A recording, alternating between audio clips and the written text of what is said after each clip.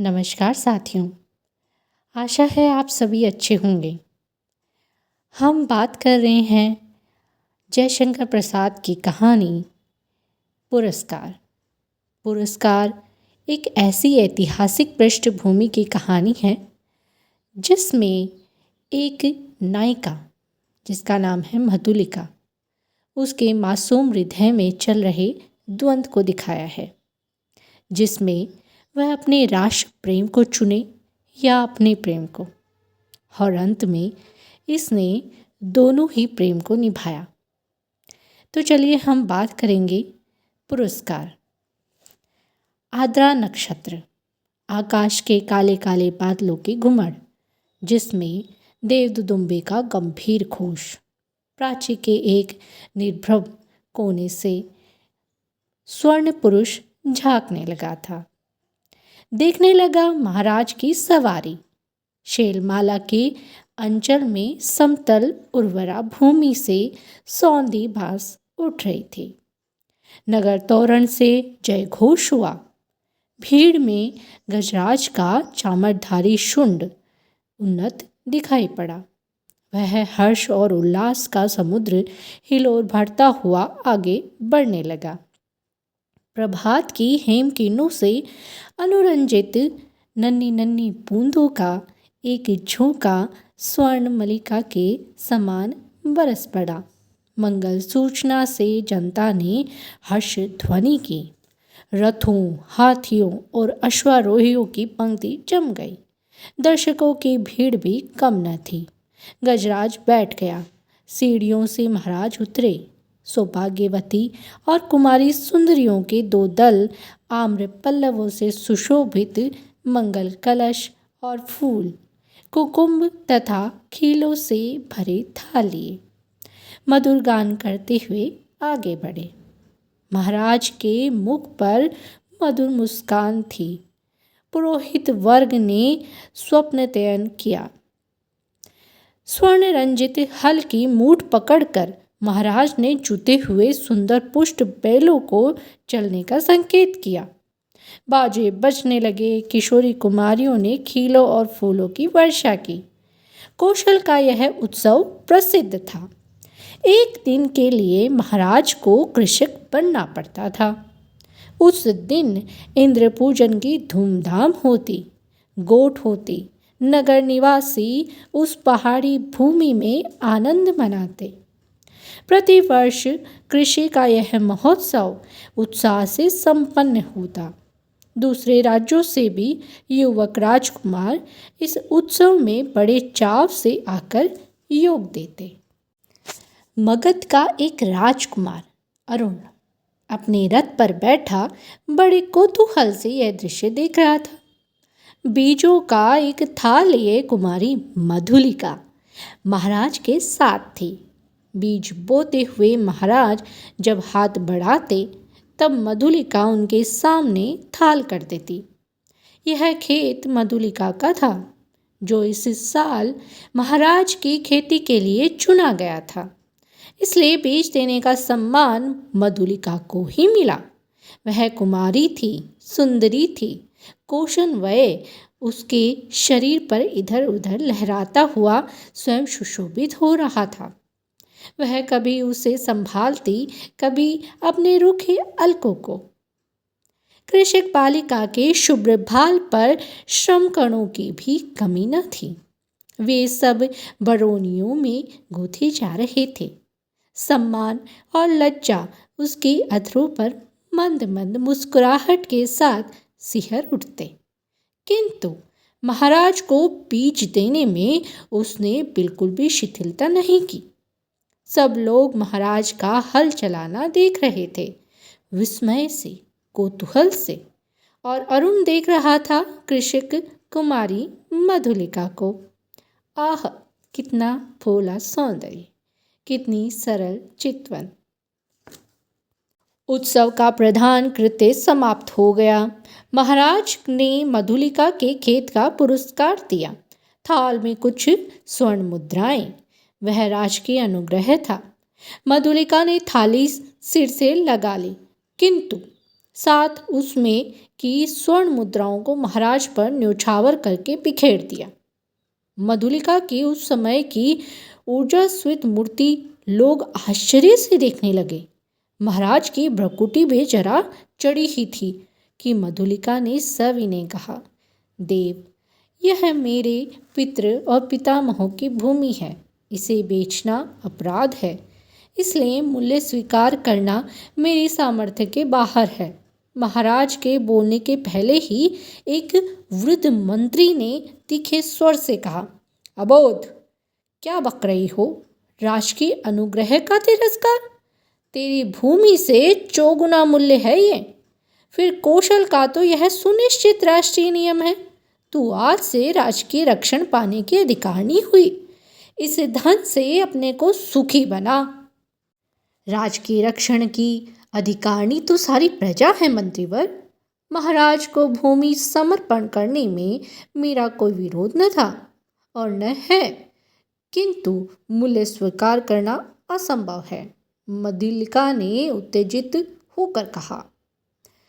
महाराज के संकेत करने पर मंत्री ने कहा, देव, वाराणसी युद्ध के अन्यतम वीर सिंहमित्र की यह एकमात्र कन्या है। महाराज चौंक उठे। सिंहमित्र की कन्या, जिसने मगध के सामने कौशल की लाज रख ली थी, उसी वीर की मधुलिका कन्या है? हाँ देव, सविनय मंत्री ने कहा। इस उत्सव के परंपरागत नियम क्या है मंत्रीवर? महाराज ने पूछा। देव, नियम तो बहुत साधारण है।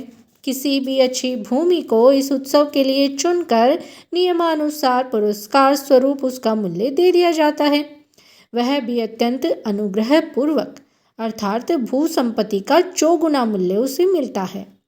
उस खेती को वही व्यक्ति वर्ष भर देखता है, वह राजा का खेत कहा जाता है।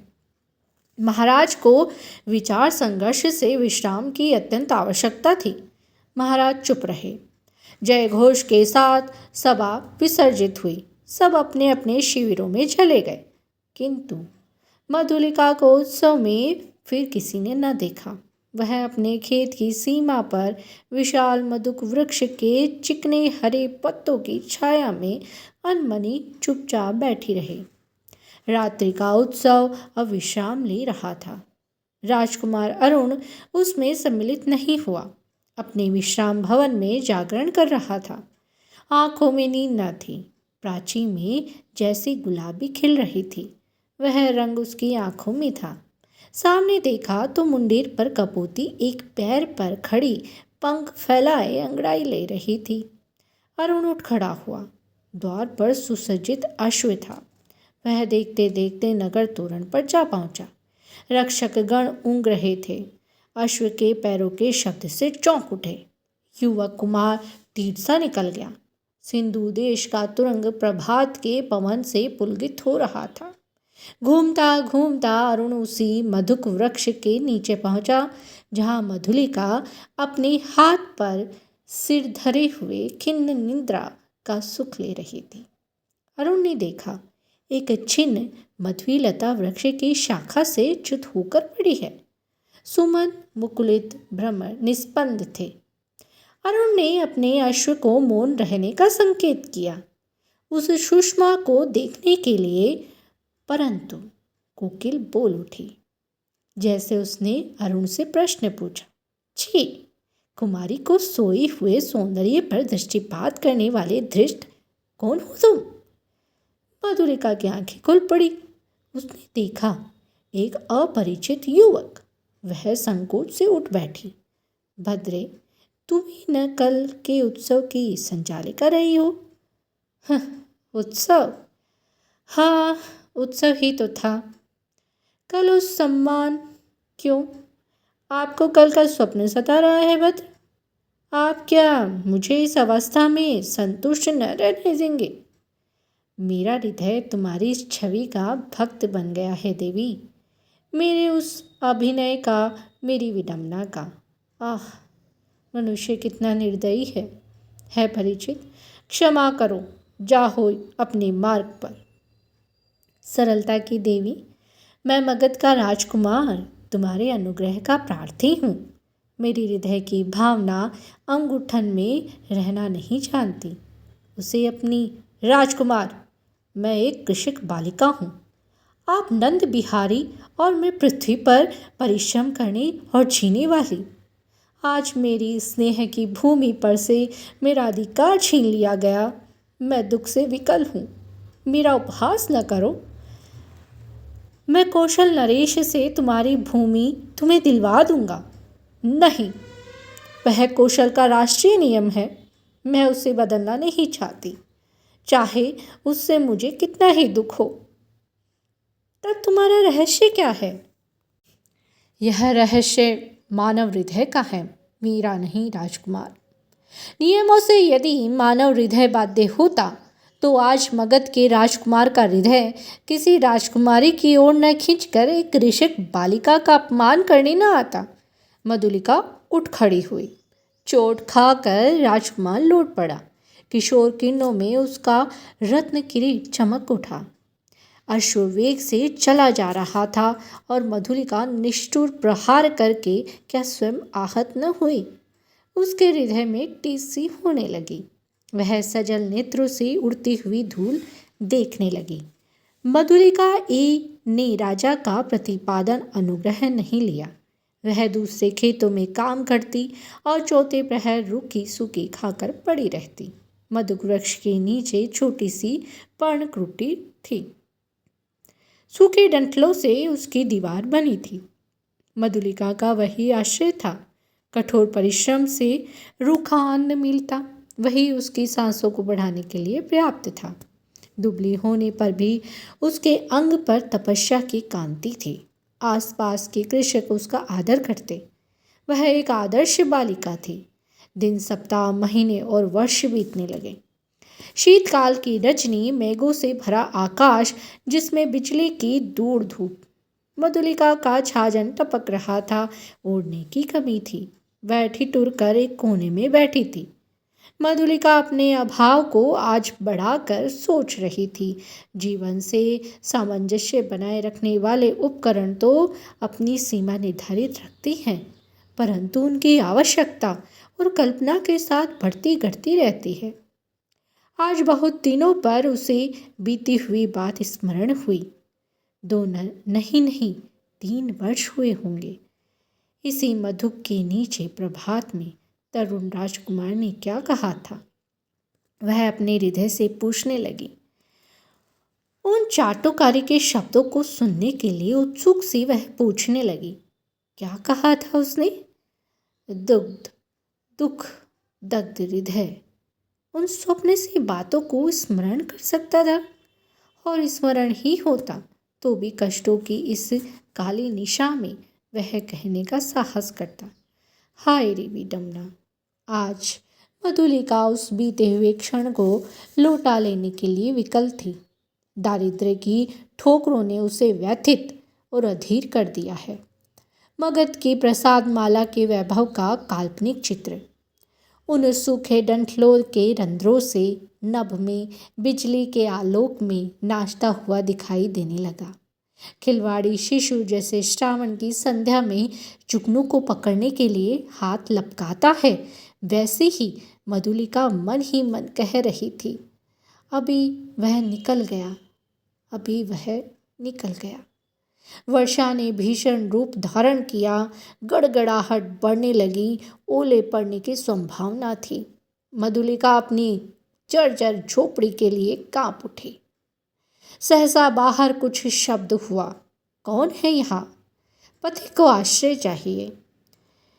मधुलिका ने डंठलों का कपाट खोल दिया। बिजली चमक उठी। उसने देखा एक पुरुष घोड़े की डोर पकड़े खड़ा है। सहसा वह चिल्ला उठी, राजकुमार! मधुलिका आश्चर्य से युवक ने देखा। एक क्षण के लिए सन्नाटा छा गया। मधुलिका अपनी कल्पना को सहसा प्रत्यक्ष देखकर चकित हो गई। इतने दिनों बाद आज फिर राजकुमार! अरुण ने कहा, कितना समझाया मैंने तुम्हें, परंतु मधुलिका अपनी दयनीय अवस्था पर संकेत करने देना नहीं चाहती थी। उसने कहा। और आज उसकी यह क्या दशा है? सिर झुकाकर अरुण ने कहा, मैं मगध का विद्रोही निर्वासित कौशल में जीविका खोजने आया हूँ। मधुलिका उस अंधकार में हंस पड़ी। मगध के विद्रोही राजकुमार का स्वागत करें, एक अनाथिनी कृषक बालिका? यह भी एक विडंबना ही है। तो भी मैं स्वागत के लिए प्रस्तुत हूँ। शीतकाल की निस्तब्ध रजनी, कोहरे में धुली हुई चांदनी, हाड़ कपा देने वाले समीर। तो भी अरुण और मधुलिका दोनों पहाड़ी के घर के द्वार पर वट वृक्ष के नीचे बैठे हुए बातें कर रहे थे।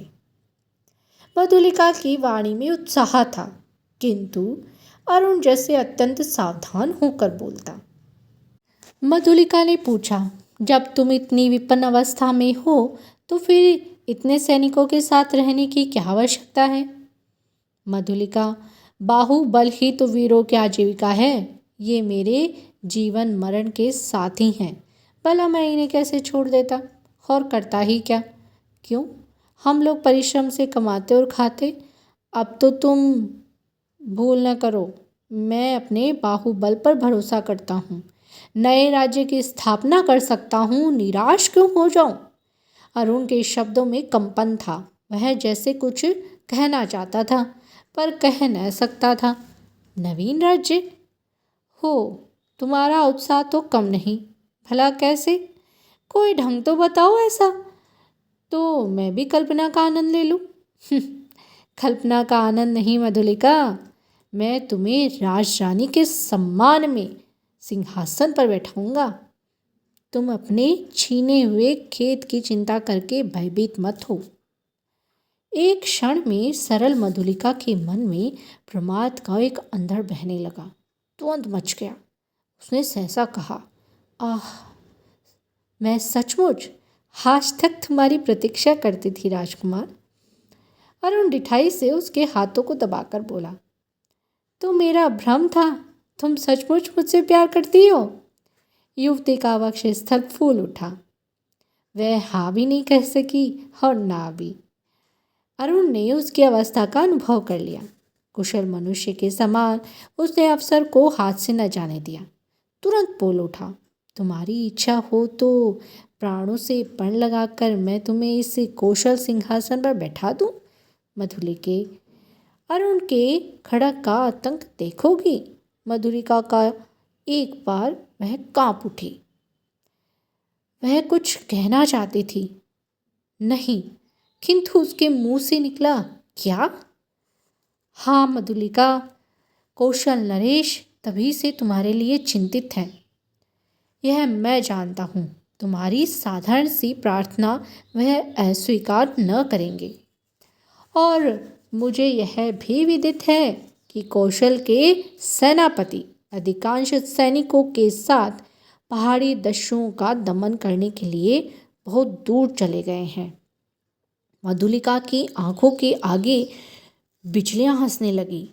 दारुण भावना से उसका मस्तक विकृत हो उठा। अरुण ने कहा, तुम बोलती क्यों नहीं हो? जो कहोगे वही करूँगी, मंत्रमुग्ध सी मधुलिका बोली। स्वर्ण मंच पर कौशल नरेश अर्धनिंद्रित अवस्था में आंखें मुकुलित किए हैं। एक चामरधार ने युवती पीछे खड़ी अपनी कलाई बड़ी कुशलता से घुमा रही है। चामर के शुभ्र आंदोलन पर प्रकोष्ठ में धीरे धीरे संचालित हो रहे हैं। तांबुल वाहिनी प्रतिमा के समान दूर खड़ी है। प्रतिहारी ने आकर कहा, जय हो देव, एक स्त्री कुछ प्रार्थना लेकर आई है। आँख खोलते हुए महाराज ने कहा, स्त्री और प्रार्थना लेकर आई? ठीक है, आने दो। प्रतिहारी के साथ मधुलिका आई। उसने प्रणाम किया। महाराज ने स्थिर दृष्टि से उसकी ओर देखा और कहा, तुम्हें कहीं देखा है? हाँ महाराज, 3 बरस हो गए। मेरी भूमि खेती के लिए ली गई थी। ओह, तो तुमने इतने दिन कष्ट में बिताए, आज उसका मूल्य मांगने आई हो क्या? अच्छा अच्छा, तुम्हें मिलेगा प्रतिहारी। नहीं महाराज, मुझे मूल्य नहीं चाहिए। मूर्ख, फिर क्या चाहिए? उतनी ही भूमि, दुर्ग के दक्षिणी नाले के समीप की जंगली भूमि। वहीं मैं अपनी खेती करूंगी। मुझे सहायक मिल गया है, वह मनुष्यों से मेरी सहायता करेगा। भूमि को समतल भी बनाना होगा। महाराज ने कहा, कृषक बाली के वह बड़ी ऊबड़ खाबड़ भूमि है, तीस पर वह दुर्ग के समीप एक सैनिक महत्व रखती है। तो फिर निराश लौट जाऊं? सिंह मित्र की कन्या, मैं क्या करूं? तुम्हारी यह प्रार्थना, देव, जैसे आपकी आज्ञा। जाओ, तुम श्रमजीवियों को उसमें लगाओ। मैं अमात्य को आज्ञा पत्र देने का आदेश करता हूँ। जय हो देव, कहकर प्रणाम करती हुई मधुलिका वहाँ से बाहर आ गई। दुर्ग के दक्षिण भयावने नाले के तट पर घना जंगल है। आज मनुष्यों के पथ संचार से शून्यता भंग हो रही थी और उनके छिपे वे मनुष्य स्वतंत्रता से इधर उधर घूमते थे।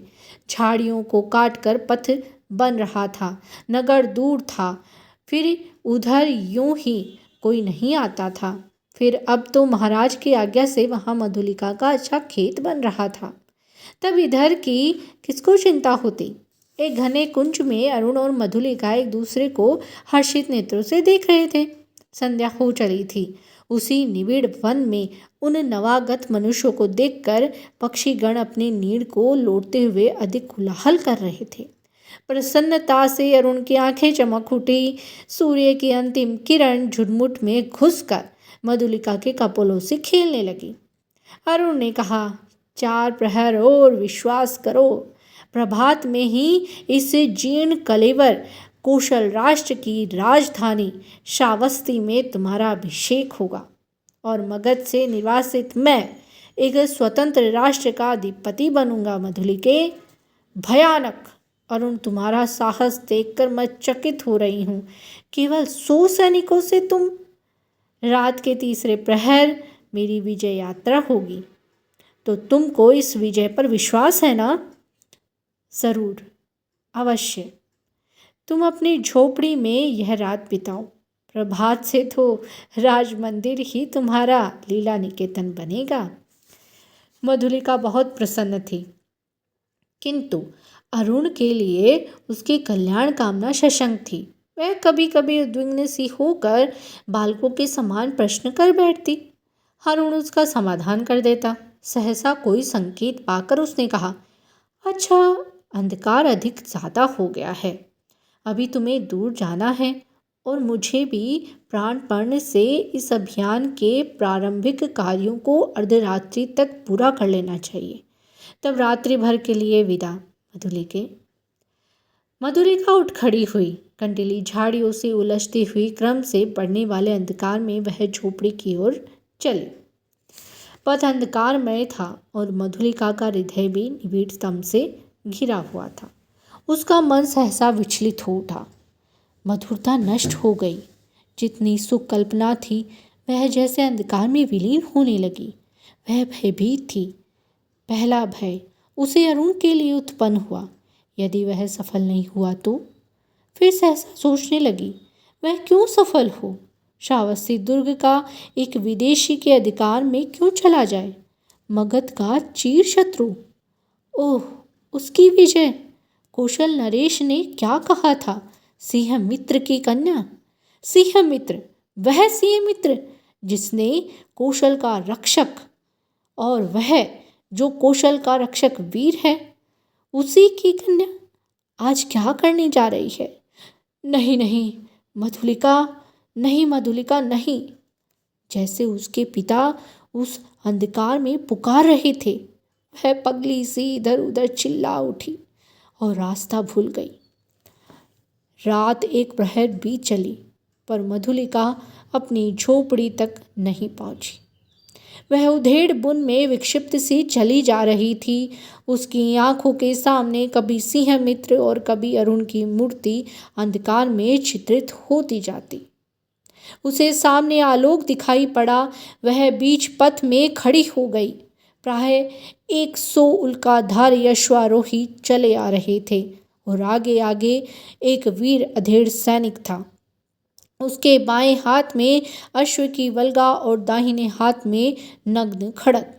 अत्यंत धीरता से वह टुकड़ी अपने पथ पर चली आ रही थी, परंतु मधुलिका बीच पथ से हिली नहीं। प्रमुख सैनिक पास आ गया, पर मधुलिका अब भी नहीं हटी। सैनिक ने अश्व रोककर कहा, कौन? कोई उत्तर नहीं मिला। तब तक दूसरे अश्वारोही ने कड़क कर कहा, कौन हो तुम स्त्री?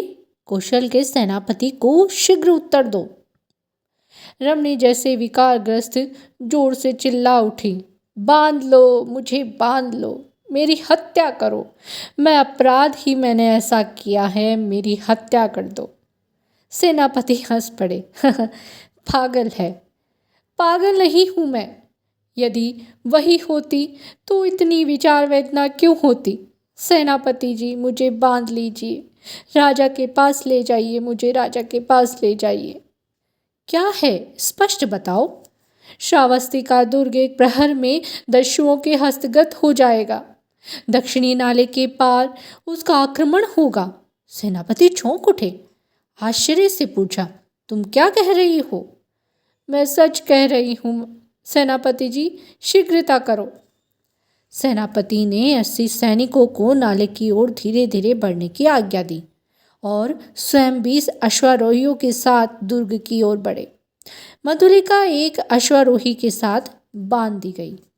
श्रावस्ती का दुर्ग, कौशल राष्ट्र का केंद्र, इस रात्रि में अपने विगत वैभव का स्वप्न देख रहा था।